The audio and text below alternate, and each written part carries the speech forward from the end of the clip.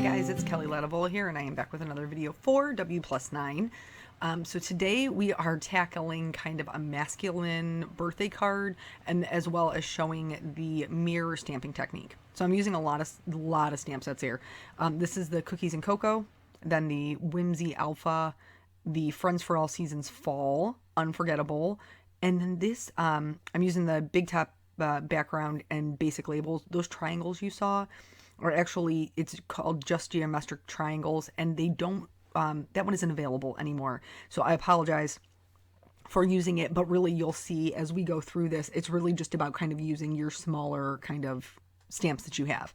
So I'm stamping the mug, and then here I have just a clear piece of acetate. I'm going to put that back in the same spot to stamp my mug and my Misty, and I'm going to stamp it again on the acetate. Stamp conditioners are great for this because acetate's kind of slippery. I'm going to pick it up off the stamp that it's stuck to, and then I'm going to press it directly down on the paper, which is going to give me a mirror image. You want to make sure that you're holding it steady with one hand and pushing with the other, because if you slip, if the acetate slips, then it's going to smear onto your card, and then I can just wipe that off with some alcohol and a baby wipe, and it'll come right off the acetate. So here I'm stamping a mask. Mask is going to be a little different this time, a little bit different. I'm actually going to take the outside of it is what I need. That's why my masking paper is so large. So I need this little section right here in between the mug handle and the mug. And then I need to cut out the entire mug while leaving the mask intact. So I put this down, and of course it went down crooked, and then I have on dark nail polish, so I can't even just like scoop it up with my fingernail. I just use my scissors when that happens. And then I'm going to finish cutting out the rest of it. Here's basically how this idea came into fruition. So it was Eric's birthday, and I needed a card, and now this is horrific, and I can't even believe I'm going to admit this. Don't judge me. I struggle to make cards for like people, like my immediate people in my life. It's not something that I usually do. The only exception to that is pretty much my mom. I usually make her birthday and mother's cards, but everybody else just kind of not really, which is sad because like I do it as a hobby. But anyway, so he had said to me his birthday was this past week, and he had said to me, "You have never made me a card." And I was like, challenge accepted. Fine. You know why? Because masculine cards are hard. Because I love flowers and pretty things and pretty colors, and sometimes masculine cards aren't all that. So I took it. I took the challenge on, rise to the occasion. And so here I'm using the Big Top background, and I am stamping in Hayride. The whole idea of this was pretty much, and I realized I needed to stamp or mask the handle for this portion of it. And then I got worried that my ink got dry, so I like just re-inked a little bit of that where it was going to be on the mug.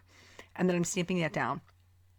And so my concept was his and hers coffee mugs, with his being like the birthday mug, because coffee's like a thing for us. Here are all the other inks I'm going to use.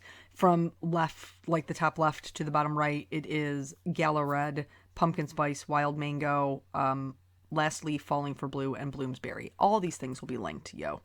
But so here, I pretty much just wanted him to have a party mug, is what I wanted.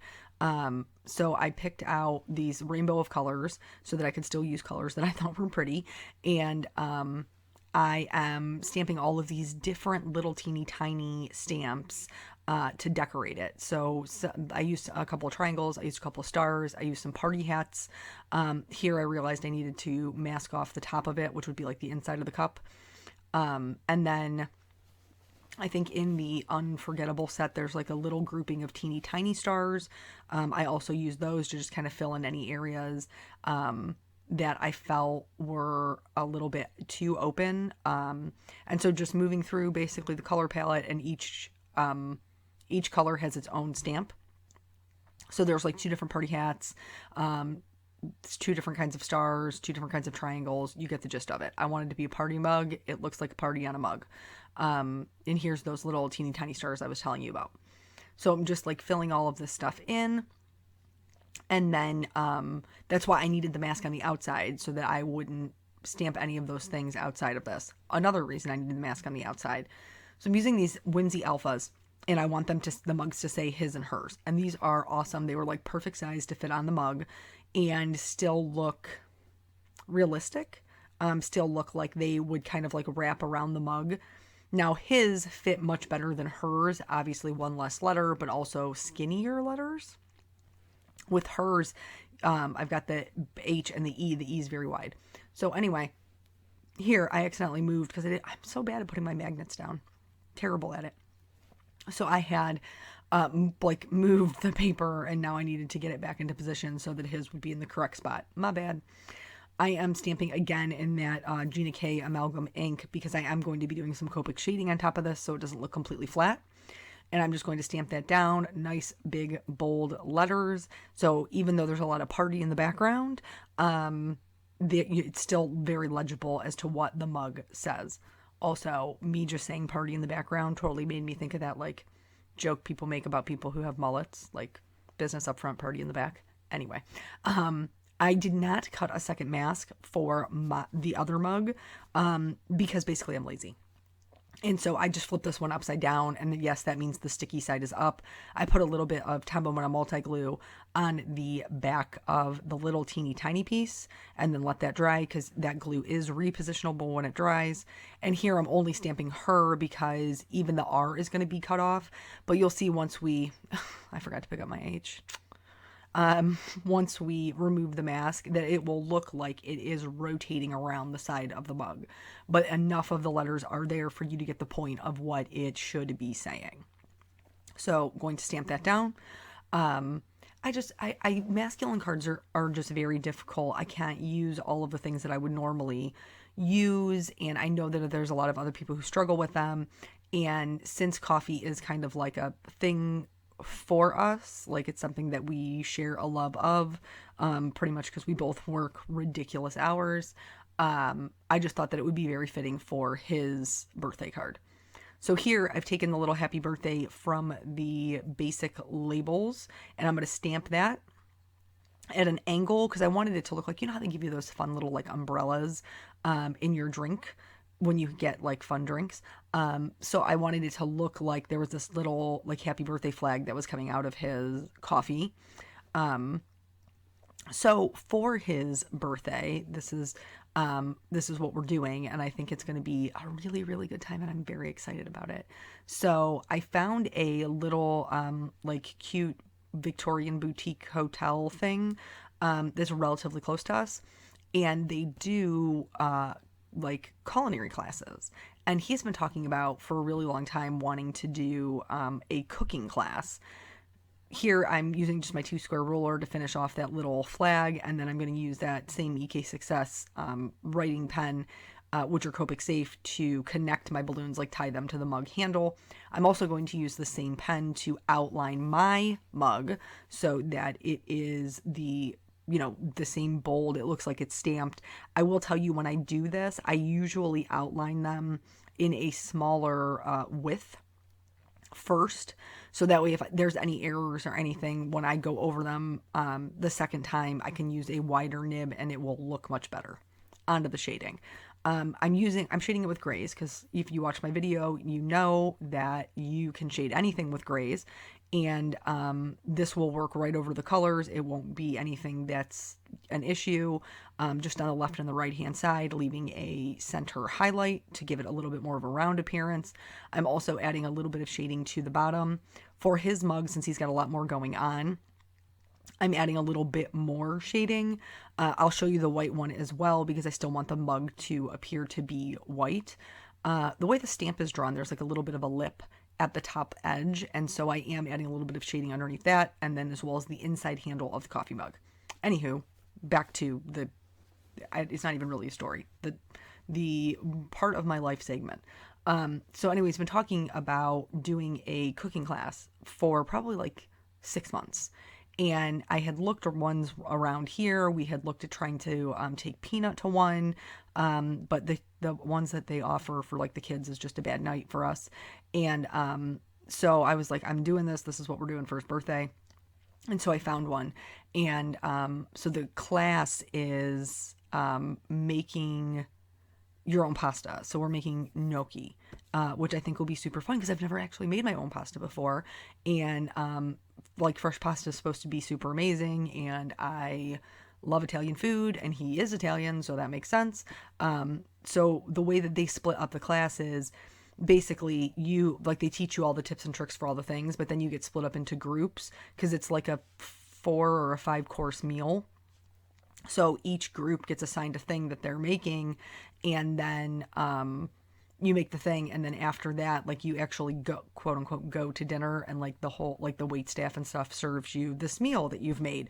So I think it'll be a really fun experience. I've never taken a cooking class. So I filled in the little coffee mugs with coffee. I had to go a little bit lighter because we drink our coffee the same way, and you know me, it's coffee flavored sugar water.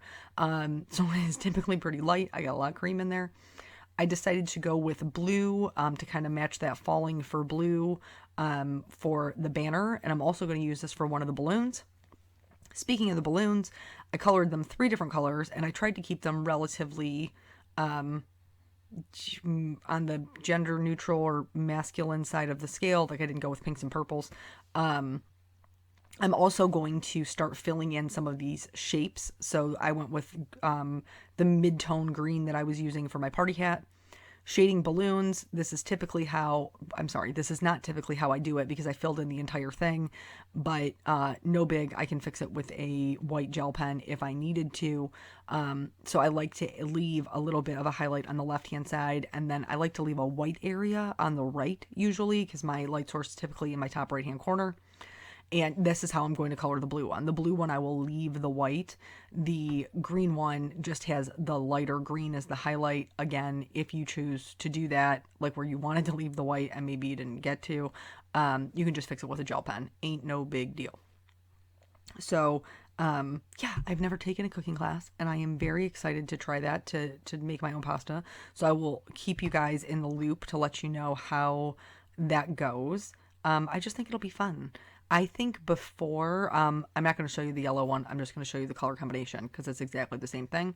I am going to show you each individual marker that I use to color in the shapes in case you're like, oh my God, I love that color. What color was it that she used? Don't worry. I'm going to show you. I'm going to keep you abreast of the situation, people. So so like when I was married, like I made dinner every night and I love trying different recipes. Where like that's I guess different than the way I grew up. Typically, I think most people cook the way that their families did. But my mom and my sister both are, I don't want to say picky because that sounds very judgy, but they're very particular about the things that they will eat. There's a lot of things that they don't like. And while my mother was amazing and more than willing to make anything, even if she ate it or not, my dad is a little bit limited too, because even to this day, like if you don't make it the way my mom makes it, he don't want to eat it. So yeah, so I like to try recipes and different things. And so I am excited to see if this is something that maybe I can do at home, like for special occasions and things like that. Plus I don't know. I think it'll be cool to see like what their, like the experts, what their expert like way of doing things are instead of just my haphazard way of doing them in my own kitchen. Right. So here I'm using the colorless blender because it is a very clean and simple card. Lots of white space. I wanted to just make sure everything was really just cleaned up and there weren't any marks outside. Here is where I'm going to go back over that. I know you probably think I'm a crazy person. I'm totally okay with it. I'm going to go back over all of it. I'm going to outline all of it because I just love that bold black outline. I just do.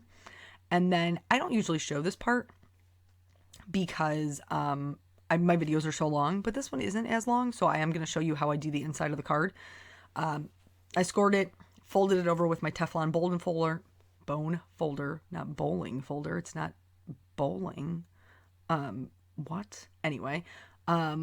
So, and then before I adhere my card front to my card base, I always stamp the inside first in case I have any sort of errors.